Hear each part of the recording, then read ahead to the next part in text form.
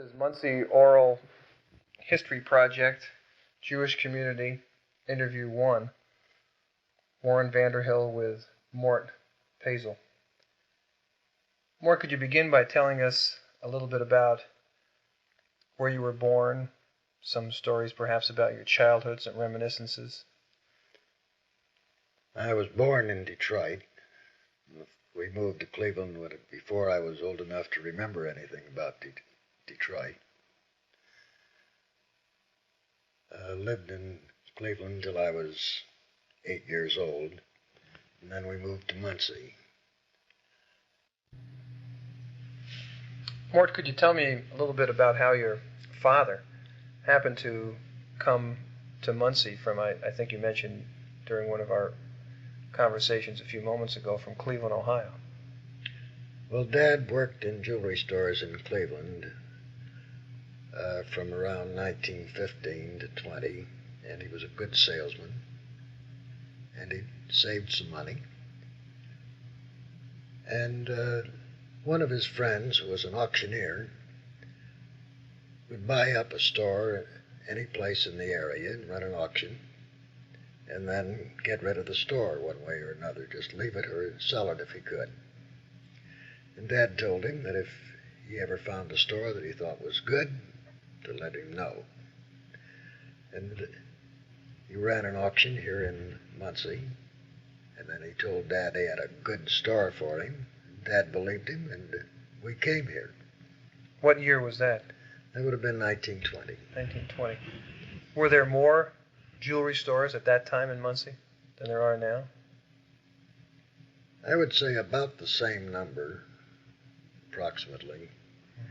Muncie's always had enough jewelry stores. Okay. You mentioned that your father had come to America when he was 3 years old. You said that the family came to Baltimore. Baltimore was the port of entry. Okay, and then what's the migration pattern from Baltimore? Do you know? My grandfather settled in Cleveland very early. How early, I don't know. He went back and forth to Lithuania several times. In fact, my father was conceived during one of the trips back, and his father was in this country when Dad was born. I would guess that he probably came in the late 70s, or maybe as late as 1880. But Dad didn't get here till about 1895. What early memories do you have of this community, just in a kind of off the top of your head overview? How, in, a few sentences, would you describe Muncie? Well, I came to Muncie from a large community, Cleveland. I can't say that I felt any real culture shock. Maybe I was too young and innocent to know what the thing was. But here we were. There weren't other Jewish people around to amount to very much. None of our neighbors were Jewish. Mm-hmm. Did you live in an area that was very Jewish when you were in Cleveland? Were you part of a Jewish community there? No, not really. I'd say maybe half of our neighbors were Jewish, maybe less than that, not more. But here there were none.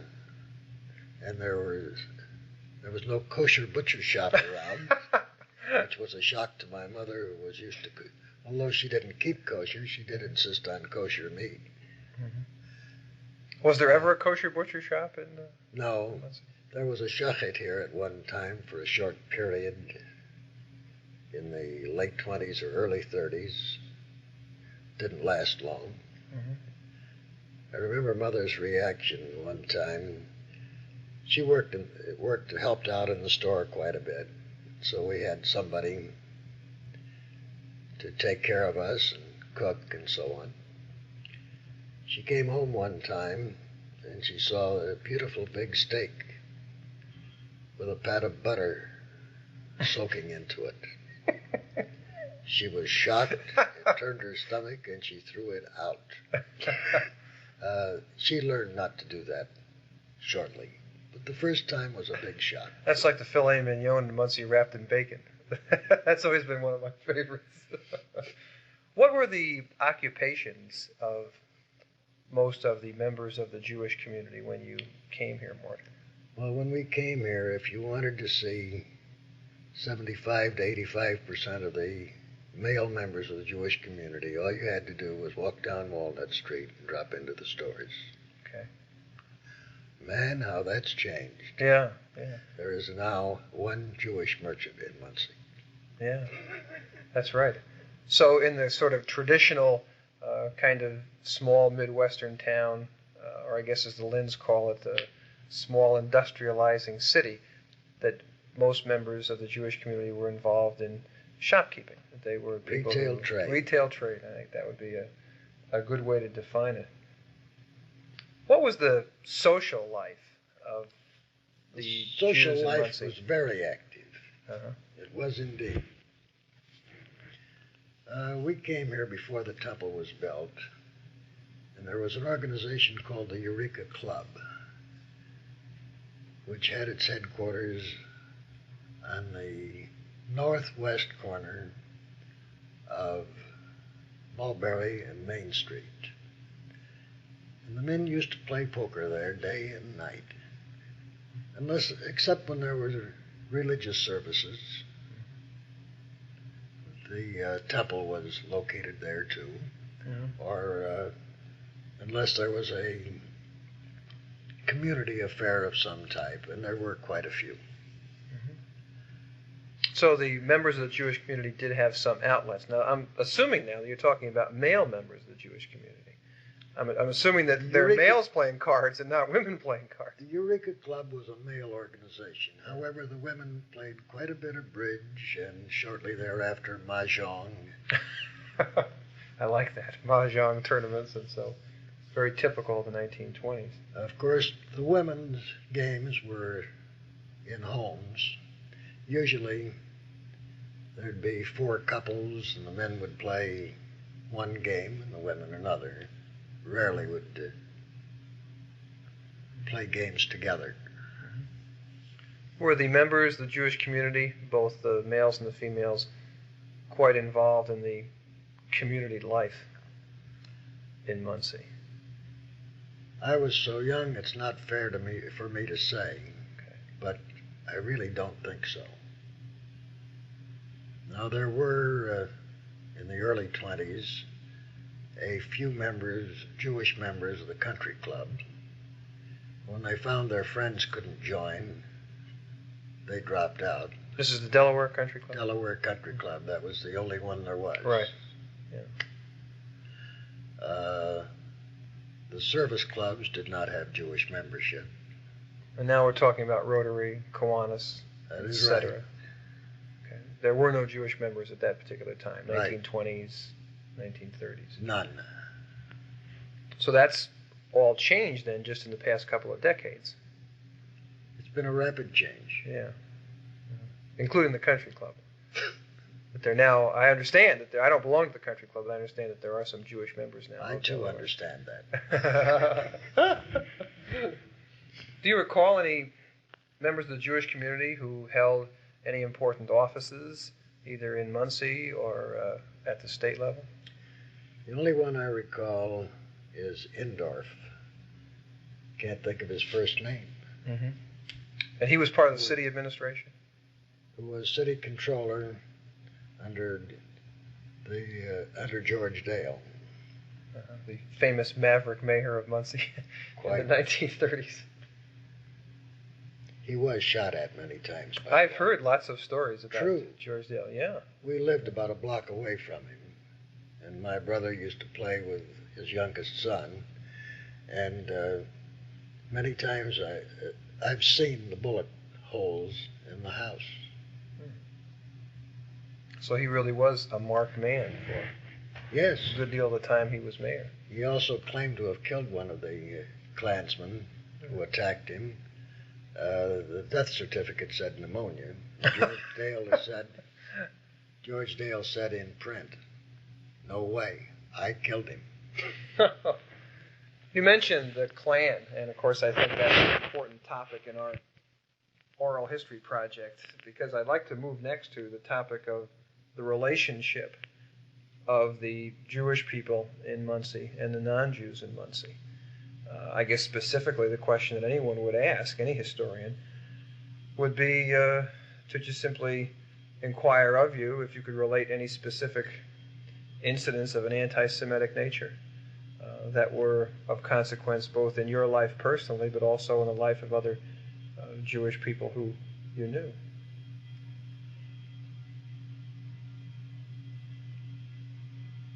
I remember the Klan very well.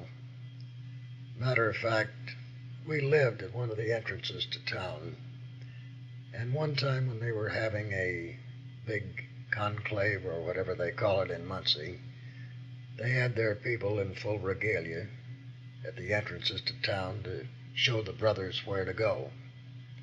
I definitely remember seeing this one man not 50 feet from me for practically all day long. But actually, the anti-Semitism that I have felt has been a social thing rather than any actual occurrences. The Klan itself was not nearly as anti-Jewish as it talked, that is, in Muncie. It was very anti-Catholic. Many of the Klansmen really hated Catholics. It was anti-black. But there were so few of us that we didn't bother them. I remember one particular incident. My father drove downtown one night with a salesman to go over the salesman's line. And he parked his car in front of the store and went in and worked with the salesman for a couple of hours. His car, this was in the winter when he should have had a new license plate on the car, and he didn't. It was a car he wasn't using, but something happened to the other one, and in an emergency he used that one.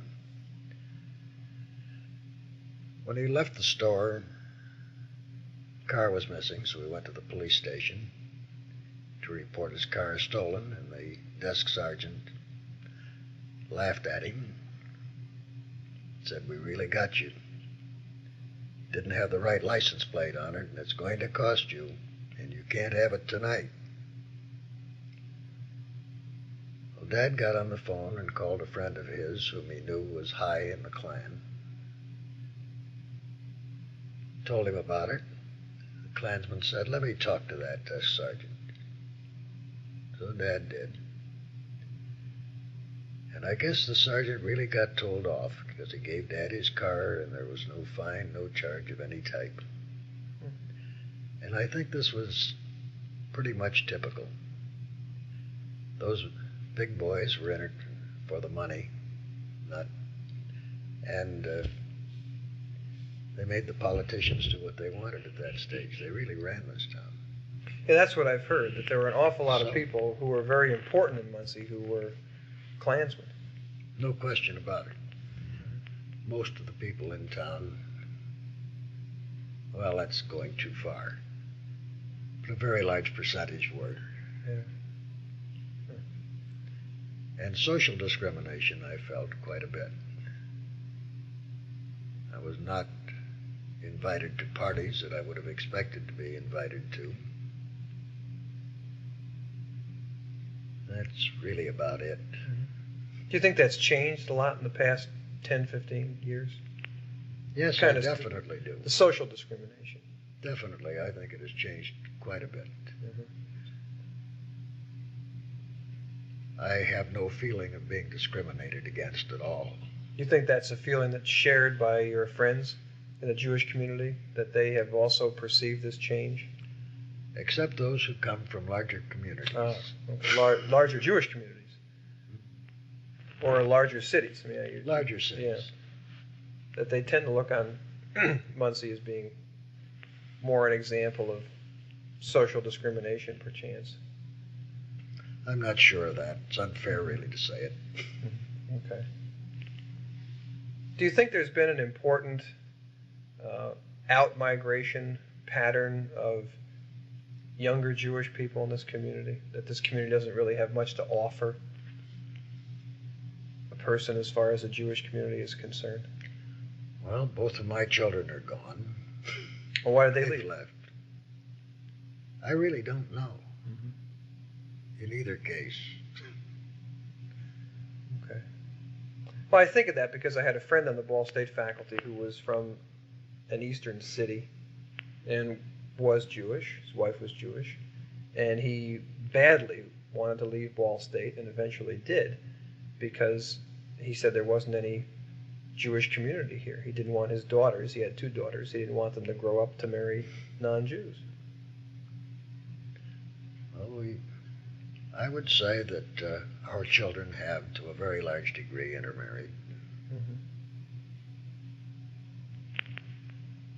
You don't have to answer this if you don't want to, but that doesn't make any difference to you. It's a question I ask my students in my immigration history class all the time. Look, the more things you have in common with your children and their family and their mate's family, the nicer it is. I wouldn't go any farther than that. Okay. Well, cut it off right there. No. Yeah, but really, I think it's an interesting topic. As far as I'm concerned, it's just one of many factors and not the most important.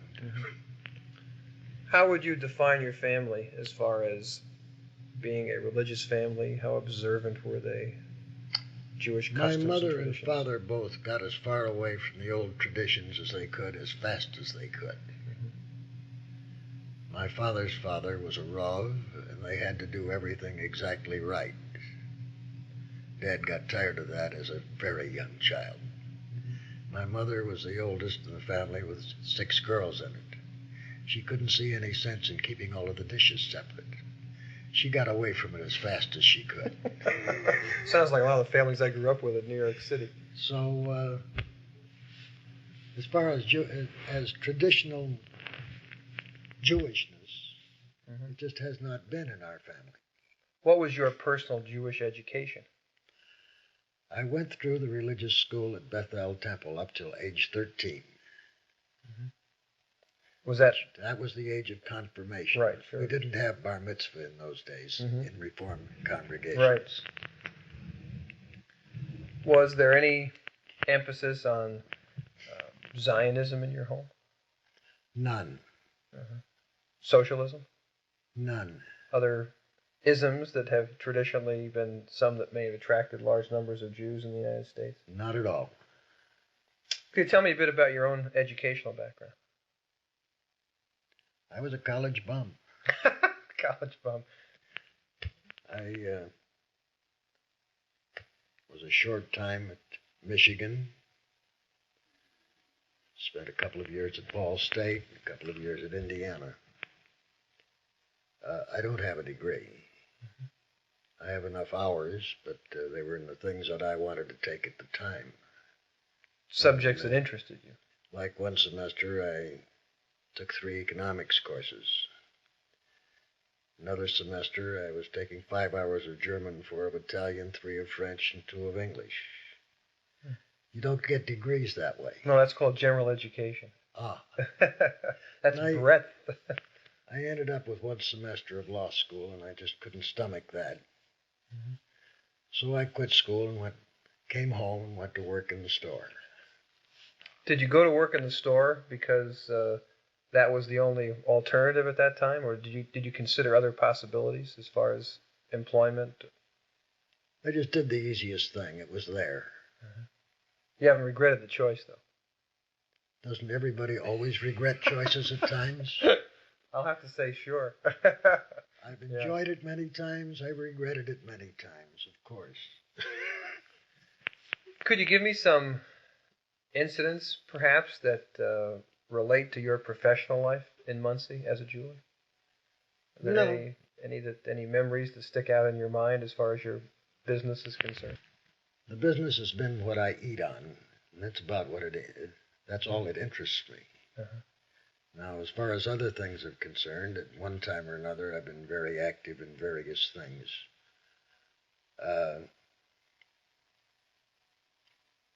Well, of course, we had the Indiana Union of Jewish Youth back in the late 30s. Mm-hmm. I was president of the local part of it. And as far as actual incidents, even in connection with that, I don't recall particularly.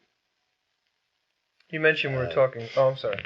Go ahead. Well, you mentioned before we were talking about that one time the young Jewish people were quite active as far as Anderson, Marion, and Muncie. No, I said the whole Jewish communities of these. Of these three cities. Oh, I see. Yes, we're very close together, visited back and forth, knew each other quite well, from top to bottom. Could you give me a chronological period on that? What time did that become most important, and when did that tend to fade out? It faded out in the 30s. I think it was important all the time I've lived in Muncie, that is, in the 20s, it was very important, and I don't know how long before that. From your perspective, why do you think it sort of passed by the wayside?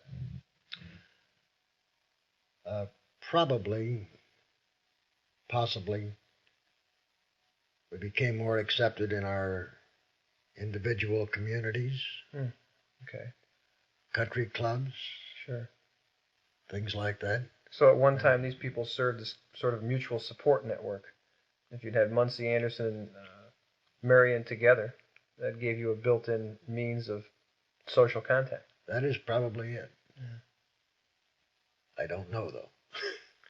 How active have you been in the Jewish community in Muncie? Well, I've been an officer of B'nai B'rith most of the time, from about 1937 till now.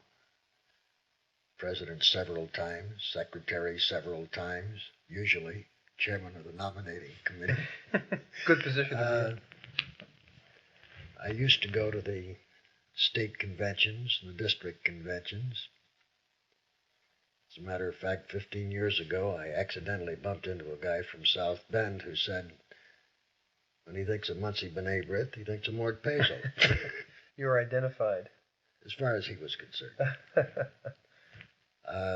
I've had a couple of experiences that have not been normal for members of our community. For instance, in the late 30s, I joined a union, the Wholesale and Retail Clerks Union.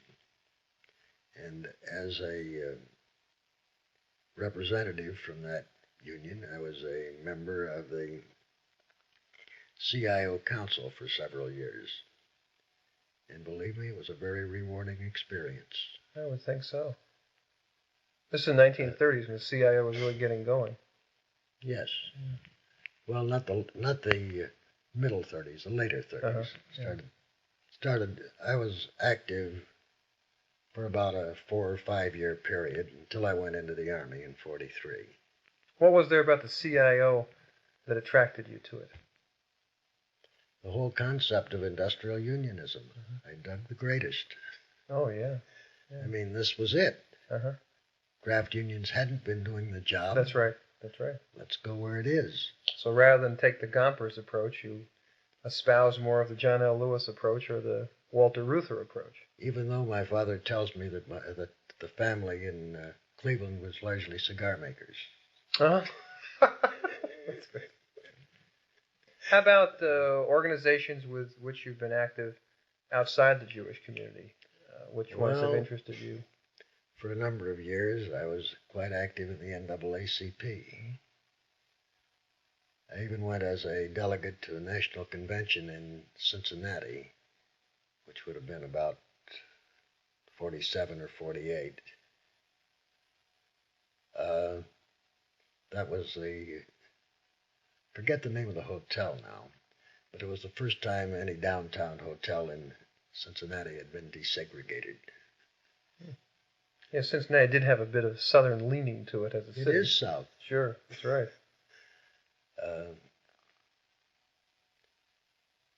Now, my brother was commander of the AMVETS post, its second or third year of existence in Muncie. He was commander at its period of greatest growth. They got up to about 700 members while he was commander. You mentioned that you went into World War II in 1943. Were there other members 42. of your 42? Where did you serve in World War II? I fought the Battle of Fort Harrison. Oh, I'm familiar with that. Very famous battle. Other members of your family in the service in World War II or other wars? My brother was in service too. I was in the military police stationed out of Fort Harrison. Yeah, I was going to say, your physical stature reminds me of an MP. Obvious. They always say that the Army knows how to assign people to the right jobs.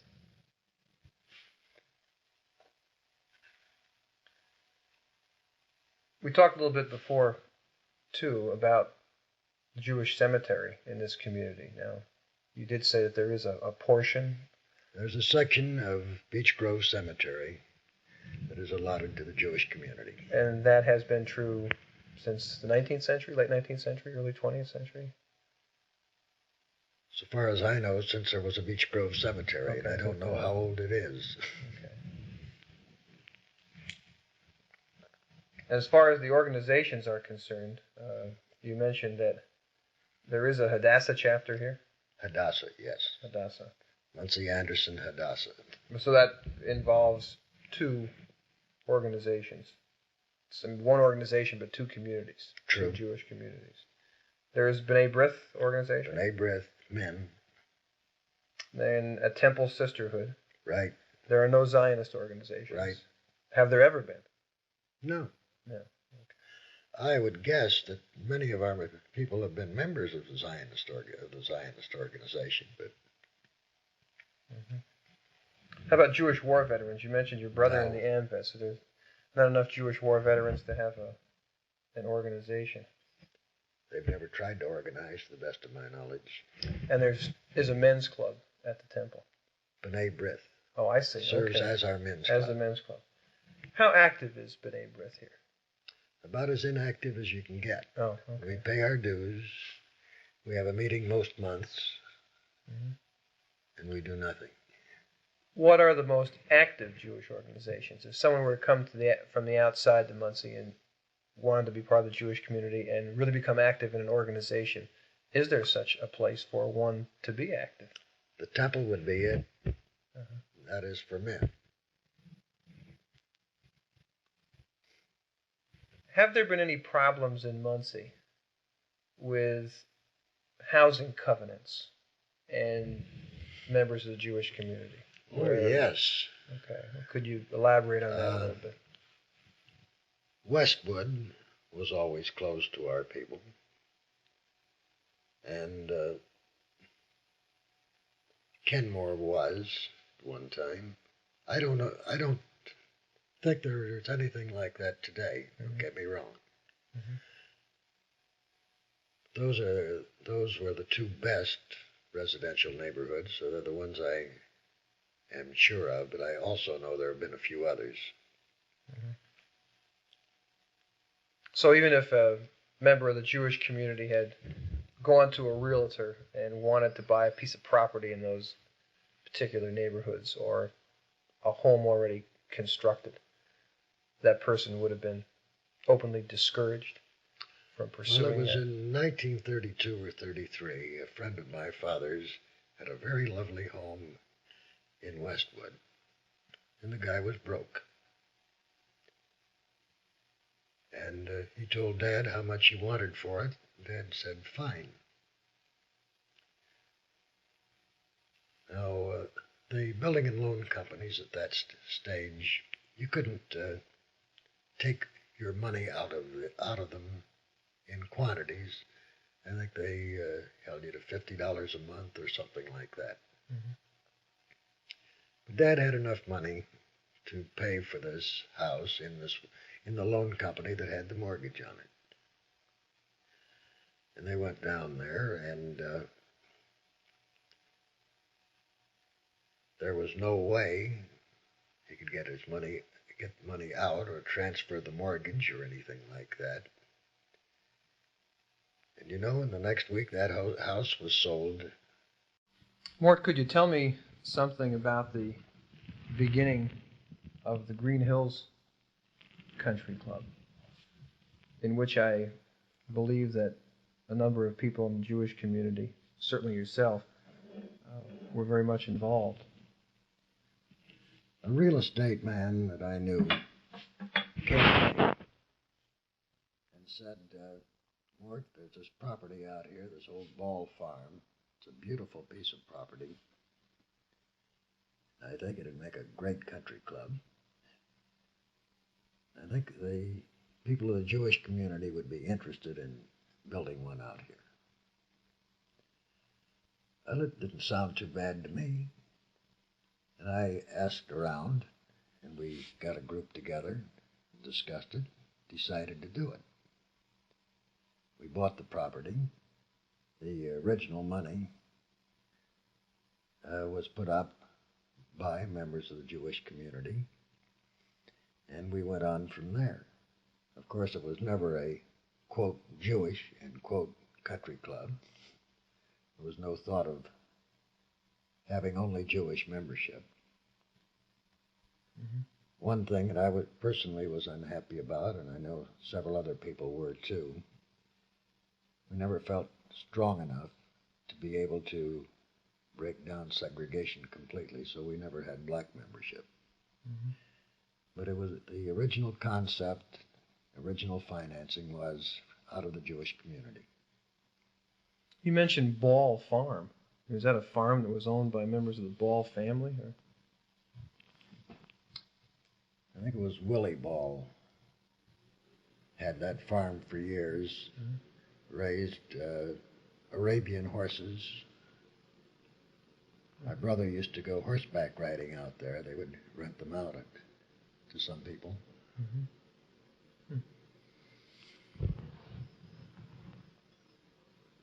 One of the points that's always interested me about the Jewish community in this town, and again it's one that's been commented on by some, shall we say, transient Ball State faculty who look upon this as one aspect of the fact that there isn't really much of a Jewish community, and that is, of course, that there is not a full-time rabbi here.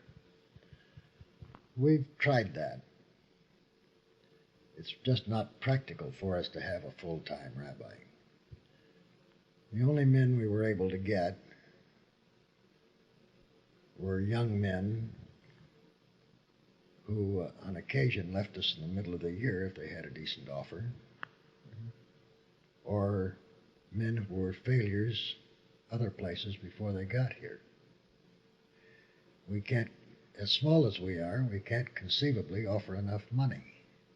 But there have been periods when there have been full-time rabbis. We've tried it, yes, indeed. Mm-hmm.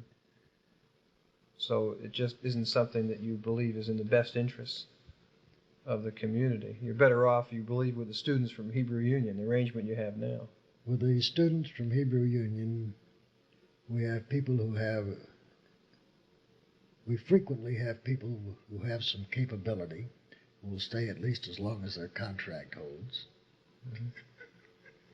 The value of a contract. Is there anything else that you'd like to add? Kind of a summary statement as you look back on many fruitful years as a member of this community, both the community in general and the Jewish community as well? Actually, believe it or not, I'm rather proud of our Jewish community. Well, I think that there certainly are many reasons why you ought to be. I've read statements from sociologists, other experts who know what goes on, that communities like ours fade away and cease to exist. Well, Muncie's community hasn't, and it won't. There's been a tremendous change in the makeup of our community. Up until fairly recently, we were small merchants with an occasional store manager coming and going. Today, that's all gone. We have a few professional men, which we did not have before. The Ball State University has attracted quite a number of Jewish faculty members, some of whom are active community members. I feel quite optimistic, within its limitations, of the future of the Muncie Jewish community. I don't think it will ever flower to the extent of being internationally known, but it will exist and offer what it has for those who come around. Well said. This is the end of interview 1, the Muncie Jewish Oral History Project, Warren Vanderhill. This is an addition to the interview with Mort Pazol. Mort, you mentioned that you played a part in a series of meetings set up by the American Jewish Committee, largely designed to assist individuals in developing, sharpening, honing skills as discussion leaders. And I think that's an important experience. It involved a number of people in the Jewish community, and I'd like to have you comment on that, if you would, please. Right after World War II, the American Jewish Committee set up in some 4 to 6 cities in the United States, including Muncie, a program to teach the leading of discussions.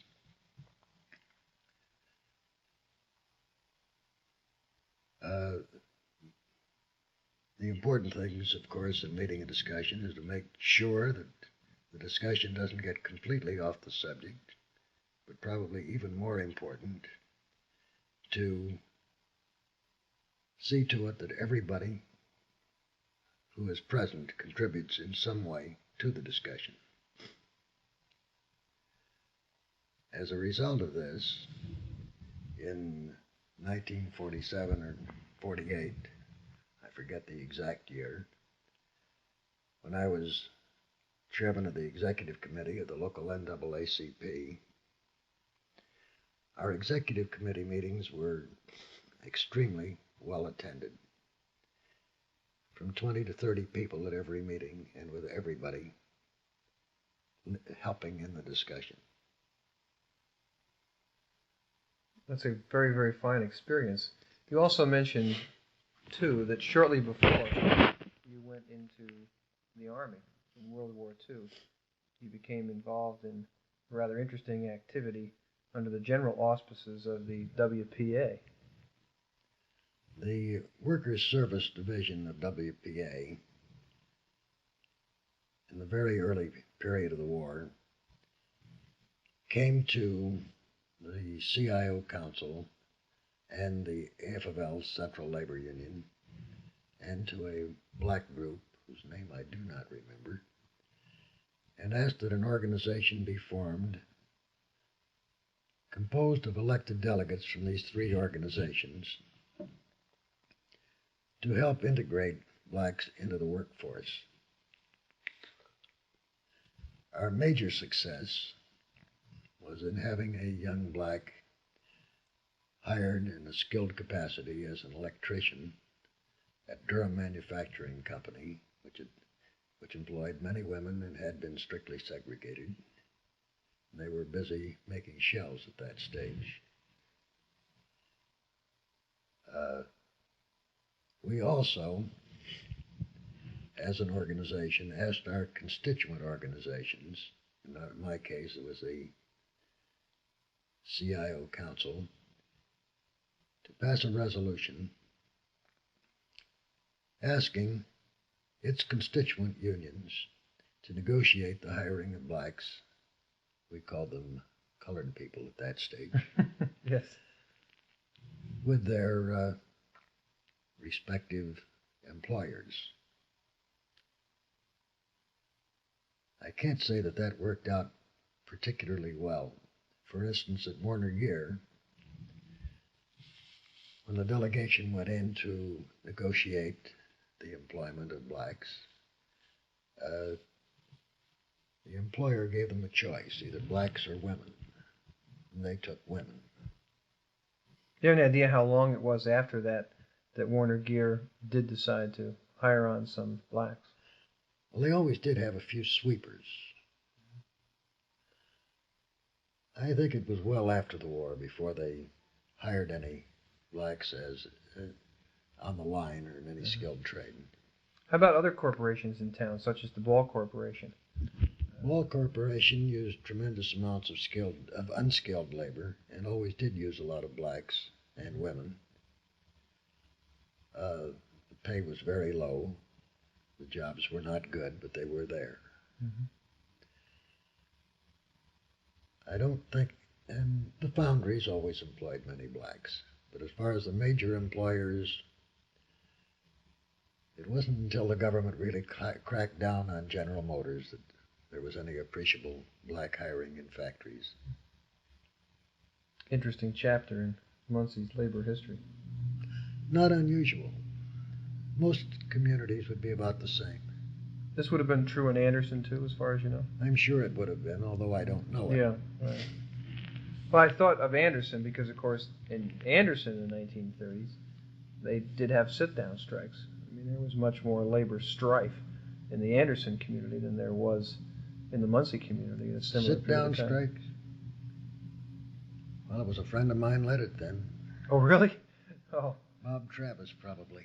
Yeah, they did have some sit-down strikes. A friend of mine did some research on that. I wasn't aware. Yeah. Although I was a good friend of a major organizer in the Anderson area.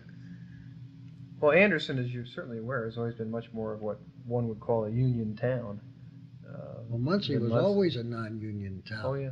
If the if Warner Gear specifically, and Chevrolet also, hadn't made ridiculous mistakes, I don't know that Muncie would ever have been organized. Mm-hmm. But by 1940, we had 15,000 CIO members in the town. Well, you used the term enormous mistakes. Could you be more specific about what kinds of mistakes you're talking about?